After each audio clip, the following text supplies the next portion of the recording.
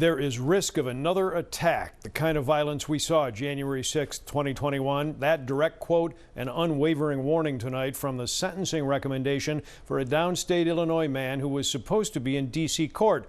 But Thomas Adams Jr.'s sentencing this week was moved until right after the November presidential election, as prosecutors say Adams and other violent Capitol rioters need to be held up as examples to prevent a renewed assault on D.C.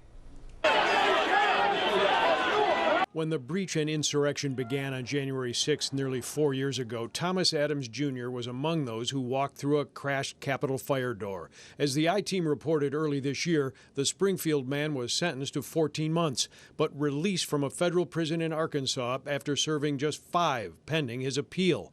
Adams was one of several hundred January 6 defendants who had been originally charged with obstruction, only to have the use of that federal statute struck down by the Supreme Court for use in January 6 cases. Adams was to be resentenced this week, but it has now been pushed until November 7th, 2 days after the presidential election. Tonight, though, the I-Team has obtained this sentencing request filed by U.S. prosecutors. The government memo asks that Adams be sent back to prison beyond what the guidelines allow, 12 months behind bars and another 12 on supervised release for what authorities call a violent attack that forced an interruption of the certification of the 2020 Electoral College vote count and threatened the peaceful transfer of power after the 2020 presidential election.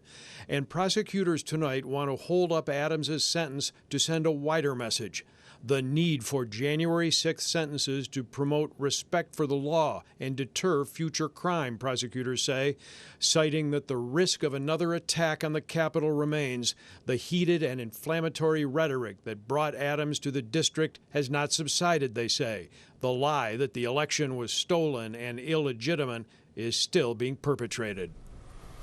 Although sentencing memos are typically written for a judge about a single defendant, federal prosecutors in the Adams case tonight seem to be writing for a larger audience, saying that January 6th rioters didn't just break the law, they rejected it. In unusually spirited language, prosecutors tonight note that it's not enough for January 6th defendants to simply admit to trespassing. That generic crime, they suggest, doesn't show the damage done to this country. Interesting. You don't normally see things like that written in a sentencing memo. Watch breaking news on YouTube. Subscribe to ABC 7 Chicago Eyewitness News.